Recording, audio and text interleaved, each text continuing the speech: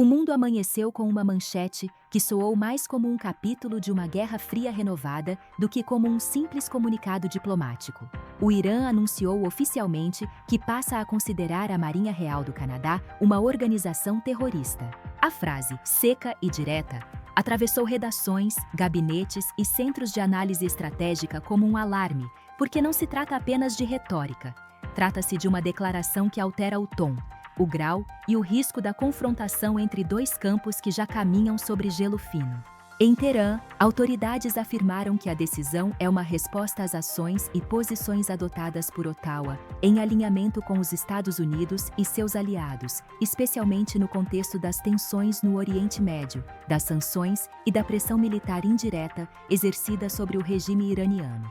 Do outro lado do planeta, em Ottawa, a reação foi imediata: indignação, repúdio e a reafirmação de que o Canadá não se curvará ao que classificou como intimidação política. O que aconteceu, em essência, foi a transformação simbólica de uma força naval de um país membro da OTAN em alvo discursivo de um dos regimes mais desafiadores da ordem internacional contemporânea. Não há registros de confrontos diretos recentes entre navios canadenses e forças iranianas, mas o pano de fundo é muito mais amplo. Envolve a crescente presença naval ocidental em rotas estratégicas, o endurecimento do eixo Irã-Rússia-China, a pressão sobre Teherã por seu programa nuclear e a escalada de operações indiretas envolvendo aliados, milícias e grupos armados em múltiplos teatros de conflito. A cobertura da mídia de centro tratou o episódio como uma grave deterioração diplomática, com potencial de gerar consequências imprevisíveis. Os veículos mais moderados destacaram o caráter inédito da decisão iraniana, lembrando que, raramente, estados designam formalmente forças armadas de outros estados como organizações terroristas, sobretudo quando não há um conflito armado direto em curso. O foco esteve na reação internacional, no risco de ampliação das tensões no Golfo Pérsico e no impacto que isso pode ter sobre negociações sensíveis envolvendo segurança marítima, sanções econômicas e o já instável equilíbrio regional. Para essa vertente da imprensa, a designação iraniana não é apenas um gesto político, mas um movimento calculado para sinalizar força, desestimular novas pressões e reforçar sua narrativa interna de resistência contra o Ocidente. Quando a mídia alinhada à esquerda passou a contar essa história, o tom se deslocou para as causas estruturais do conflito.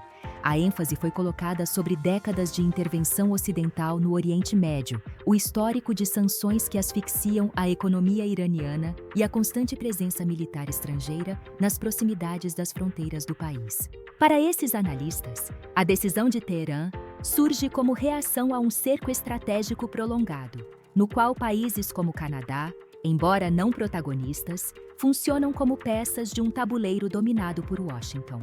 O discurso destaca que, para o Irã, forças navais ocidentais representam instrumentos de coerção, vigilância e bloqueio econômico, e que a rotulagem como terroristas reflete a tentativa de inverter o enquadramento moral da disputa. Se o Ocidente acusa Teherã de apoiar grupos terroristas, Teherã devolve a acusação às forças armadas de seus adversários. Já a mídia de direita apresentou o episódio sob uma lente de ameaça direta à segurança internacional. O foco recaiu sobre o caráter agressivo do regime iraniano, seu apoio declarado a organizações consideradas terroristas pelo Ocidente e a utilização constante da retórica de confronto como ferramenta de política externa. Para essa narrativa, o gesto de Teherã não é defensivo, mas ofensivo, parte de uma estratégia para normalizar a hostilidade e preparar o terreno para ações mais duras, inclusive ataques indiretos a interesses ocidentais sob o pretexto de combate ao terrorismo. O Canadá, nesse enquadramento, surge como símbolo de uma ordem internacional baseada em regras, agora desafiada frontalmente por um Estado que, segundo essa visão, prospera no caos e na intimidação. Por trás dessas três leituras, o fato cru permanece. O sistema internacional está se deslocando de um campo de disputas diplomáticas para um ambiente onde palavras e rótulos já funcionam como armas. Ao declarar a Marinha Canadense uma organização terrorista, o Irã constrói uma justificativa política para qualquer ação futura contra interesses ligados ao Canadá ou a seus aliados, enquanto reforça internamente a imagem de resistência contra potências estrangeiras. Ottawa, por sua vez, vê-se forçada a recalibrar seus cálculos de risco, ampliar a proteção de seus ativos e coordenar respostas com seus parceiros estratégicos. Esse episódio também lança luz sobre uma mudança profunda na arquitetura global. O uso da palavra terrorismo, antes reservado quase exclusivamente a grupos não estatais, agora passa a ser empregado entre estados, dissolvendo fronteiras conceituais que sustentavam o direito internacional moderno. Quando um estado rotula as forças armadas de outro como terroristas, a linguagem da guerra assimétrica invade o campo das relações interestatais tradicionais, corroendo normas e ampliando o espaço para escaladas imprevisíveis. O mais inquietante não é o anúncio em si, mas o que ele simboliza.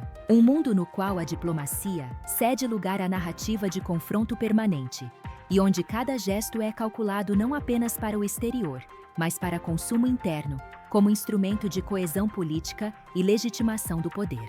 O Irã fala a seus cidadãos, o Canadá fala aos seus aliados e o resto do planeta observa, tentando decifrar se estamos diante de mais um episódio de retórica inflamada ou de mais um degrau na escada da instabilidade global. O tabuleiro geopolítico, já pressionado por guerras regionais, crises energéticas e disputas tecnológicas, agora absorve mais um vetor de tensão. O que hoje é um comunicado pode amanhã se traduzir em incidentes marítimos, sanções ampliadas ou confrontos indiretos em zonas cinzentas do poder. E assim, silenciosamente, o mundo se aproxima de uma configuração onde os limites entre paz e conflito se tornam cada vez mais difíceis de distinguir. No fim, o que se revela não é apenas uma crise entre Irã e Canadá, mas um retrato de uma ordem internacional em mutação, onde alianças se endurecem, blocos se cristalizam e a diplomacia passa a ser exercida sob a sombra constante da força. A pergunta que permanece não é se novas tensões virão, mas quando e em que ponto do mapa elas explodirão.